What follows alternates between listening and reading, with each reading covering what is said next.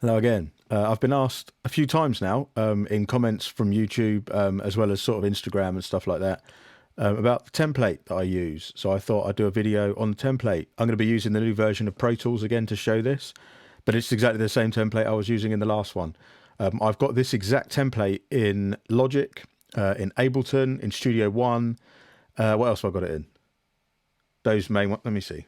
What else have I got down here? Logic, Pro Tools, Ableton, Luna as well, not Machine and not FL, but in Studio One as well, which I don't really use at all, but I just made the same template in it just in case. The reason for that is that I still have the same structure regardless of DAW. Even though there's structures there and sort of the framework is there, the workflow of the DAWs is slightly different. So if I get bored of one, I can just move to another one and still have sort of the same background framework, which is what I'll talk about in this video. So as you can see, this is my Pro Tools template. It's pretty straightforward, really. I mean, it's just a framework so I can get stuff done quickly and concentrate on being creative. That's kind of the main way that this works. So I've got sort of a couple of those Windows configuration, well, one Windows configuration. So as soon as I open it, it opens up like this. So I can always see the system usage. And the whole reason for this template is so that most of the overall processing of the sound, when I say that, I mean the sculpting of how I want a certain group of sounds to sound, is kind of already there. But let's start from the start.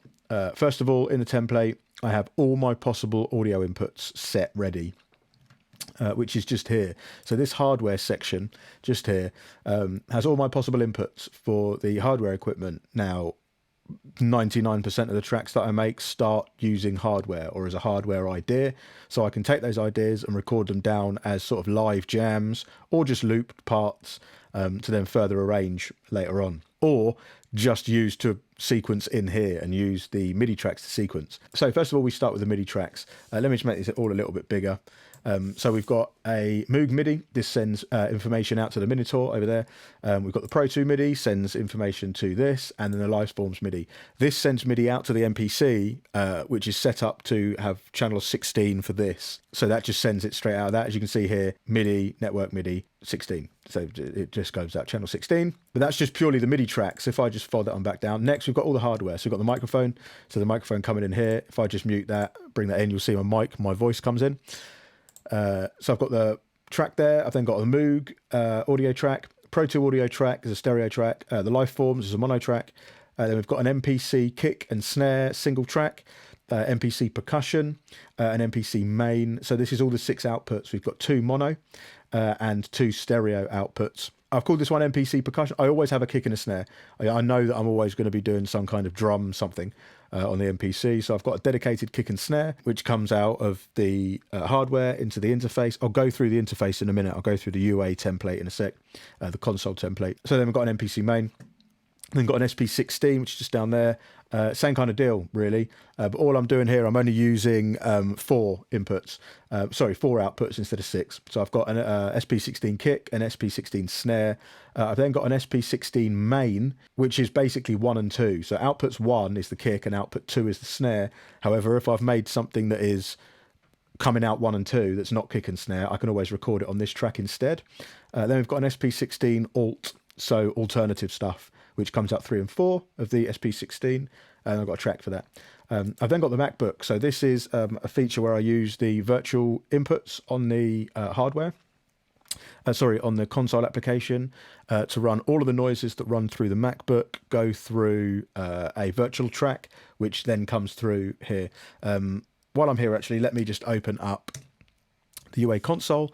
So yeah, this is the console application. And this is where you can see here, like my voice is coming in there. As you can see, this is how I've got everything set up. So the only track that's using a mic pre is the mic track 1. Okay. I've got the 610B on the mic here using that setting as a mic pre in unison. I've then got the Neve 88RS legacy version, not the full whack one. I'll show you that later on in the mixing template. And here I've just got a low filter, so a low cut, or a high pass filter, just to get rid of the bass in the vocal. This then runs through this 1176 LA2A Teletronics UAD plugin.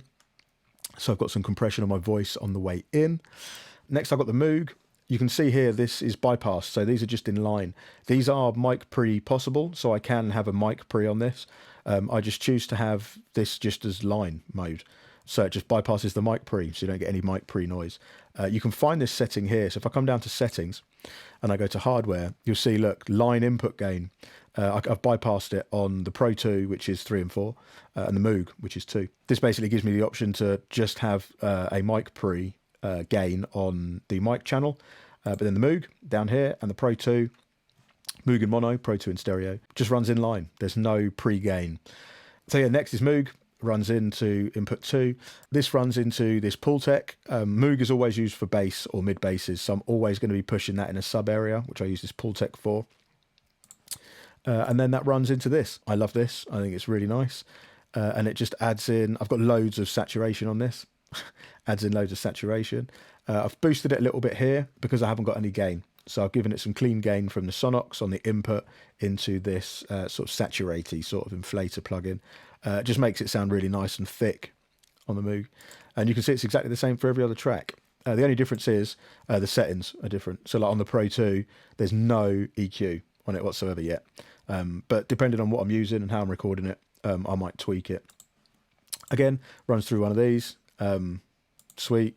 And it's the same for everything. So SP16 kick, same thing. All of them run through a pull tech and a Sonox inflator. So we've got the SP16, SP16 clap, so kick and clap. I do have a different version over here, different layout where these two are coupled. So I can do a left, like the one on the left is pan left, the one on the right is right. So I can do input 1 and 2, because remember this is input 1 and input 2 output 1 and 2 of the SP16. SP16 alternative, which is 3 and 4 out of this, but then it runs into the Apollo.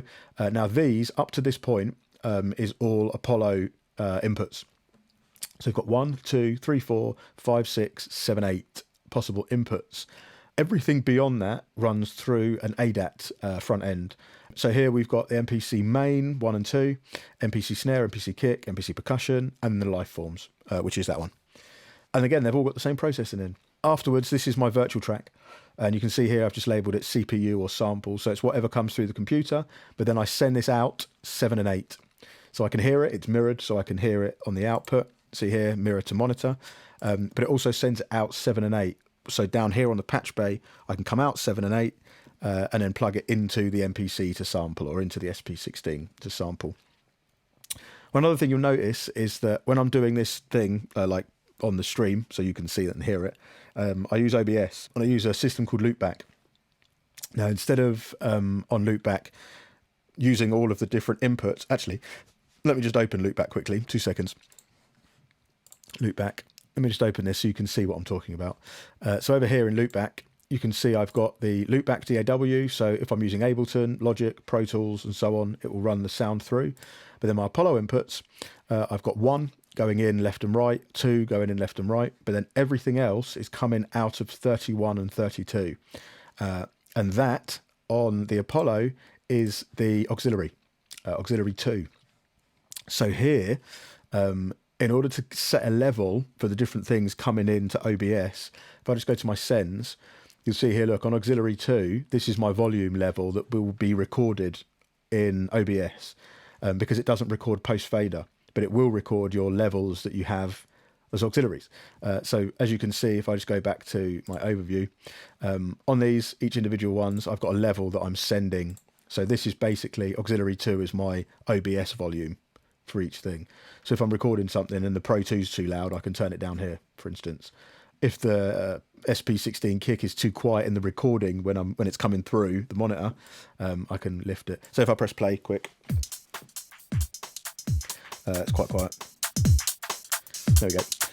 You can see here, look, this volume here is what you'd hear. So I can turn the kick down. You probably won't hear the kick now. And turn the kick back up and so on. Let me stop that. Sweet. So yeah, this is the level that I would send to OBS in the background to record. But right, yeah, let's talk about that stuff. The next thing you'll see is the outputs of these. Now, all of these are already set. So my voice goes out to the vocal bus, Moog goes to bass, Pro 2, instrument 1, instrument 2, and so on. I've got a kick bus, which will bring us down to this section. Let's just go to the buses. Actually, if I just swap the screen, that might help. So yeah, all of my individual tracks here feed certain buses. The MacBook goes straight to the stereo out. Remember, I don't want that. I don't want any processing on that. I just want to record what comes out of the computer as clean. I've got a few audio tracks there just set up ready to drag and drop, sometimes effects samples or any kind of one shot that I've got from a sample pack or something. I'll drag onto that track and then set its output afterwards. But here's all my output buses. So where everything that I record, they will always reach these buses. This is the first port of processing. I will rarely do processing on the individual sounds, okay? My whole aim for this is to keep this down, keep this CPU down. I don't want massive, like I want to be able to work in it. So most of the processing happens further down the chain on the buses or the mixes. And you can see here for the buses, I've got a kick bus. So any kicks that I have go to the kick bus. I've got a snare bus. So any snares that I have, layers and stuff, will reach a snare bus. Percussion parts. I've then got a drum parallel. So this is a parallel compressor. I've chosen the T-Rax 1176 for this, nicely smashed. And then all of these, as you can see, feed my drum bus. Here on the kick, the snare and the percussion, I've got send levels to send that to parallel drum compression. So all of my red ones here, sort of from pink to red, are my drum tracks, which all feed this drum bus. After that, I've got a bass bus. So all of my basses feed this bass bus. Vocal bus, instruments 1 to 4. These will either be determined by the articulation of the sound, whether they are padded sounds or long sustained sounds, or sort of staccato, plucky, leady sounds, or if they're frequency based. Depends on the kind of tune I'm making. So for instance, instrument 1 might be the most important sound, instrument 2, second most important, 3, third, and so on. Or it could be that instrument 1 is high frequencies, high mid frequencies, low mid frequencies, and then other basses that don't go to the bass bus, instrument 4. Or it could just be that I just have it set like sustained noises on 1, pads on 2, pianos on 3. It just gives me options to have various levels for different kinds of sounds. I've then got an effects bus. This is effects as in crashes, cymbals, transition effects. They all reach that. But you'll see here, all of these from the drum bus, obviously, go to various mixes. Okay, which brings us over to, if I just move over, my mixes here. These are my effect sends. So I've got minimal effects going on, 2 reverbs, 2 delays, a parallel that's not for drums, and a modulation, which is a chorus. All of these feed the sends bus, which goes to mix E. So here I've got mixes, mix A, B, C, D, and E. This is like my stemming or summing mixer. Mix A is for drums completely. So all drums will go to mix A, and this is where the processing for all of those drums will happen. Okay. This drum bus here is purely for setting my parallel, getting a balance for the drums, and then an overall drum volume. Okay, this is where the processing goes down for those drums on the mix bus for those drums. B would be basses. So even though, again, I've got a bass bus here, this is just to set kind of the level for all of it. All of the processing, and maybe like an EQ, like a low cut, it's bypassed at the minute. But all of the then processing of the basses together happen on mix B. Mix C is for vocals. So again, same deal. I've got a vocal bus, which is for the leveling and so on, sort of send values, reverbs and stuff sends. But then the overall processing and sound of the vocal will be on mix C. Mix D is my instruments. So all of my instruments, instrument 1, 2, 3, and 4, will all feed this volume and processing for instruments as a whole. Mix E is send effects, returns, and my effects, whooshes, crashes, reverbs, and so on. This may seem like a step that is not necessary. However, the way that I work, this gives me the option to bounce out a drum mix, a bass mix. So I've got 5 stems, basically, an instruments mix. But it also gives me the option to do automation over each of those individual elements. So I could automate all of the instruments at once. I could automate all of the vocals at once. And it gives me a balance over all of them at once. These all the time, these will feed a VCA. So my sends amount here, I've got a group VCA here. So you can see they move depending on the group. I've also got a VCA for the mixes, so I can get a relative balance here, but then have over up and down in terms of relative level, which then feeds my mix bus over here, which you probably can't see the plugins on. Good, you can't steal my plugin chain. But then this all feeds the submix, which then goes to the master bus, which has my master plugins on it. Again, all inactive and bypassed. I bring them in if I need to monitor. You'll see on the mixes, every single one, other than the effects, has this Neve 88RS plugin, and it's on mic mode. This, just putting it on that, makes it sound fat. And so as much information as I can give you at this point. Online, it's nice and clean. On mic, it sounds fat and thick and dirty. So they all stem through this. So I'm kind of trying to emulate like using it through a desk to get that desk sound. Then they all go through another Pultec, which none of them have any sound on yet, just to sculpt broadly.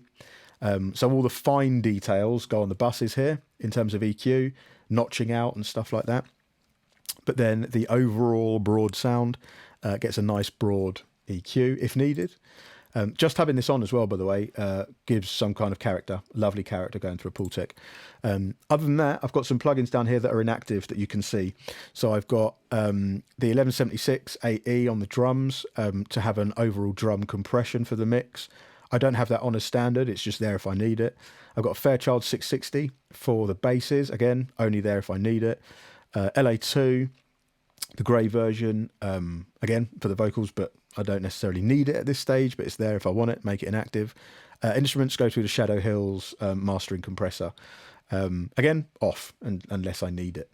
When it comes to the effects, I've got an EMT 140 plate for Reverb 1. So standard plate reverb. I've then got a black hole from Eventide for my Reverb 2, a bit more creative, a bit more distant, weird, sort of modulaty reverb.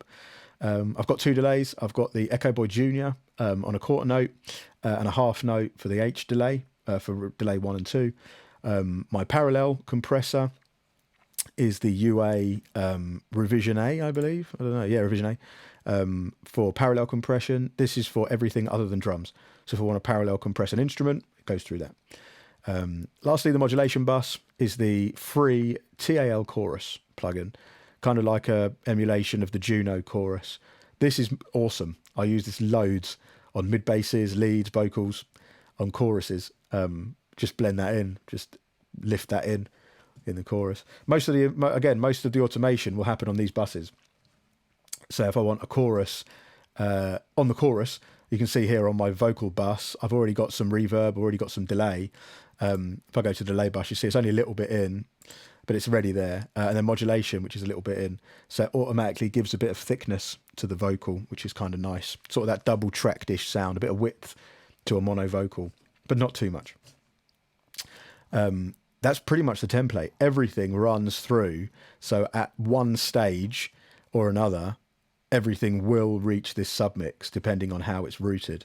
If I go back to this screen, someone asked me about the markers the other day and said, don't I find that it makes me, restricts me to the same structure, sort of same 16 bar structure. I don't use markers that way. The reason these markers are here is not for me to make tunes to or be structured to. They're just there so when I do make a tune, I can move the markers to what the structure of that track is. So I've only set them like this now because I know that these are probably the sections I'll have. I'll have an intro, I'll have a verse, I'll have a pre-chorus and a chorus, a verse 2 into a break, into a drop down, or a breakdown into a, yeah.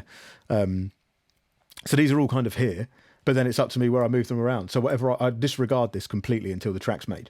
Once the track's made, I'll just move these around to the right section. So when I come back to it, I can see where it is, like what the arrangement is. I don't work to these, I do the work and then apply these to the arrangement afterwards. It just means that they're there. What else we got here? Omnisphere is the only soft synth really that I use, to be honest. And how I've got this running, I've got one instance, I've got it inactive at the minute, just so it doesn't take up any CPU unless I'm using it. I've got one plugin, but it's set multi-timbral, and it's 8-part multi-timbral, or 8 parts separate, but I only ever really use 6. Once I go above 6, it starts to go mad on CPU, and I'm rarely going to use 6 instances of it, because as mentioned before, most of the sounds come from hardware equipment recorded as audio. So in here I've got parts 1 through to 6 of the Omnisphere, MIDI information coming out, but then I've got the recordings of that. So I'm treating Omnisphere as if it was a hardware synth that I record as audio. So all of the parts MIDI go here, and I record those parts as audio onto their own separate tracks here. Any noise ever that you could want is in Omnisphere. The classics, I've got sort of synths that I can't afford the real ones of. And these come from Roland Cloud. I've got the 106, the Juno, the D50, and the JV 1080 rack. These are just really used if I need some classic sounds, or I'm missing something that I can't get from this stuff. I'll go to like the Juno for that classic Juno pad type sound. If I can't get it from here, if I want to go like a fully polyphonic pad, it's normally Omnisphere that I'll use, but the Juno is just really good for just some cases. It's options, and again, it's inactive, so it's not. I don't necessarily use it unless I go out of my way to think, let's try the Juno. Same with the D50, some classic pads in there, especially when making sort of that liquid, atmospheric sort of sound. And the JV 1080, again, just some classic noises from old school music, jungle, drum and bass, garage. But yeah, I mean, that's pretty much it. Let me just fold these back down a bit. So you can see structurally, everything's kind of set. It's always set to grid, slip mode sometimes, but normally I just keep it in grid and hold down Command and click anywhere. And it's basically like a momentary slip mode, I suppose. Just holding down Command when you move or click into something. That's it pretty much. BPM changes depending on what I'm doing. This is on so I can overdub MIDI, and that's it. That's my template. It is exactly the same structure in Ableton, exactly the same structure in Logic, in Luna. I've got exactly the same template. So whatever I'm working in, I've got the same back end. All the noises could be different though. As you can see here, the only synths that I have preloaded are inactive. The rest of it is just capturing possibility. So all of my capturing possibility is in the template. It's not sounds. A lot of templates I've seen are actual sounds. So like synth tracks that have a specific preset on. So as soon as you click it, you've got that sound. Personally, I don't like that. Not that it's bad. Like if you want, however you want to produce as Kushti. But personally, I just like the framework there ready. So I know that, right, I want to record the Moog. I can click the Moog track, press the record button, and sequence some Moog and record it. I don't have to go back and then, right, I want to do the Moog, right, new track, this one, audio, set the outputs, trash. I just want to be quick. I haven't got time. I'm busy. I've got things to do. So, yeah, when I want to make music, I want to be able to be as creative as possible. This also goes to show that it's the same. All the DAWs are exactly the same. You could once your structure's there, it's just the ideas that are in your head and the workflow of that DAW. I might get bored of Pro Tools in the next couple of weeks. I'll just open Logic. Same framework, but it's just things are in different places. So there's sometimes mistakes happen because of where you're going to find something. Same with Ableton, the drag and drop culture of Ableton. Same framework, but it's just a bit different in how you work it. But the back end, the fundamental capture possibility framework is there. That's it. That's it pretty much. That's kind of my template for the end of 2020. Yeah. Any questions? Stick them in the comments. Appreciate all the new subscribers and stuff. It's kind of nice trying to get above 1,000. I know I'm really bad at sort of continuity with uploads and stuff, but I just make a video as and when. I've got a little bit of time now between lectures, so I thought I'd do this one. So yeah, thank you for subscribing. Like the video if you like it, dislike it if you don't like it. Let me know why. Anything you want me to go over in these videos, just let me know. If you see something here and you're like, oh, do something on that, that gives me an idea to do a video. But yeah, appreciate everyone watching. Just an insight into how I'm working, pretty much. So yeah, thank you very much again, and I'll see you next time.